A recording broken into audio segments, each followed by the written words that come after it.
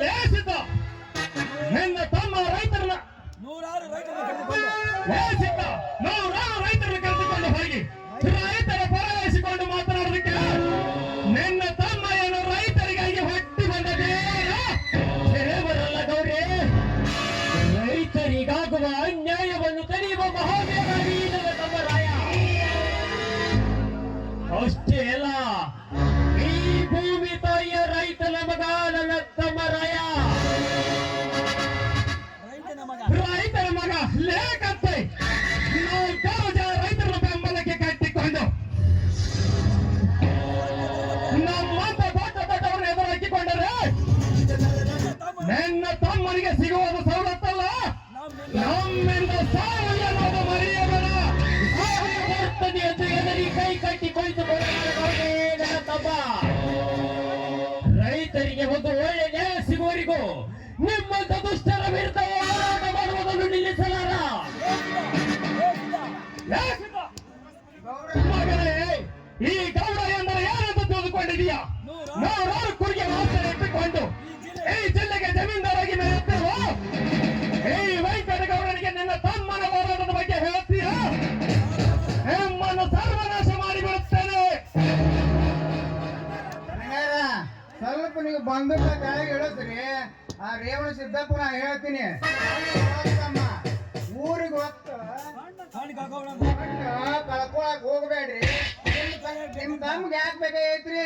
ಅವ್ನ ಅಷ್ಟಕ್ಕೆ ಅವ್ರು ನಿಂತು ಬಿಡ ಅಂತ ಹೇಳ್ರಿ. ನಿಮ್ಗೆ ಏನ್ ಬೇಕು ಹೇಳ್ರಿ, ಕೊಡ್ತಾರ.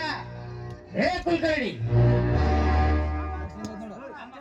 ನಮ್ಮ ಸ್ವಾತಕ್ಕೋಸ್ಕರ ಮತ್ತೊಬ್ಬರ ಮನೆತನ ಹಾಳು ಮಾಡುವುದು ನಮ್ಮ ಮನೆತನದಲ್ಲಿಲ್ಲ.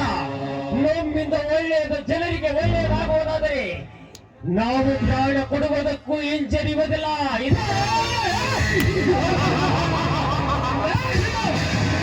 ತಾಯಿ ನಾಡಿಗಾಗಿ ಜನರಿಗೆ ಪ್ರಾಣ ಕೊಡೋದಕ್ಕೆ ನೀವೇನು ಸಂಗೊಳ್ಳಿ ರಾಯಣ್ಣನ ವಂಶದವರ? ನಿಮ್ಮ ಪ್ರಾಣ ತೆಗೆದಷ್ಟೇ ಅಲ್ಲ, ನಿಮ್ಮ ವಂಶವನ್ನ ನಿರ್ವಂಶ ಮಾಡದಿದ್ದರೆ ನನ್ನ ಹೆಸರು ವೆಂಕಟಗೌಡನೇ ಅಲ್ಲ.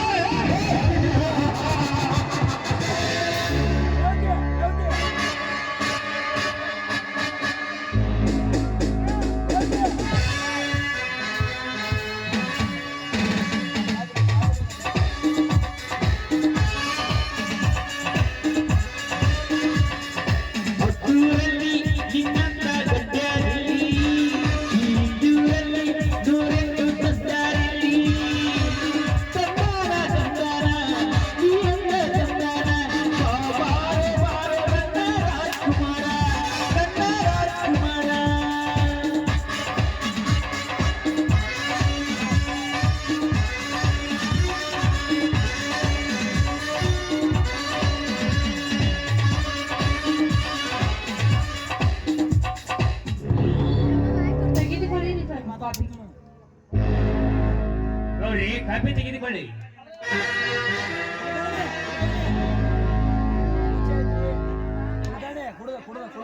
ರುಚಿ ಐತ್ರಿ.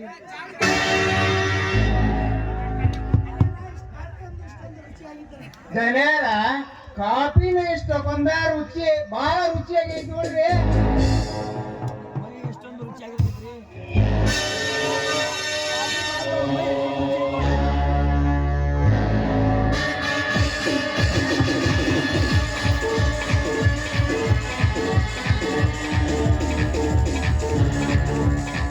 ಕುಲಕರ್ಣಿ, ಕಾಪಿನ ಇಷ್ಟೊಂದು ರುಚಿಯಾಗಿರಬೇಕಾದರೆ ಕಾಪಿ ಮಾಡಿದರ ಮೈ ಮನ ಎಷ್ಟೊಂದು ರುಚಿಯಾಗಿರಬಾರದೆ.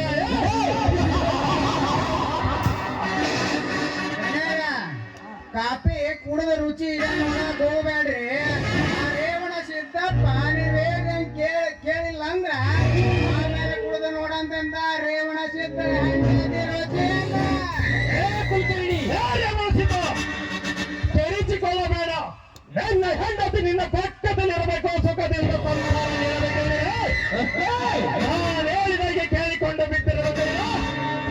ಕಪ್ಪೆಗೆ ಹಾವಿನ ಭಯ, ಹಾವಿಗೆ ಹತ್ತಿನ ಭಯ, ನನ್ನ ಹೆಂಡತಿ ಶೀಲಕ್ಕೆ ನನ್ನ ಭಯ ಇಟ್ಟಿರಬೇಕು.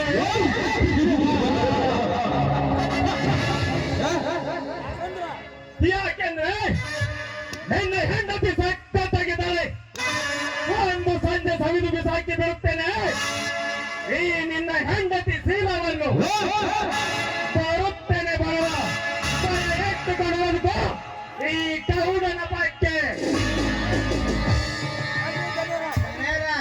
ಬೆಳ್ಳಗ ತೆಳ್ಳಗ ಶೆವಿಗಿ ಹೆಂಗ ಪಸಂದ್ ಐತ್ ನೋಡ್ರಿ ಮಾಲ. ಒಂದು ಸಲ ಪಾಯಸ ಮಾಡಿ ಕುಡಿದು ಬಿಡಂತ್ರಿ ಅಂತ ನೋಡಿ ಹೋಗೋಣ.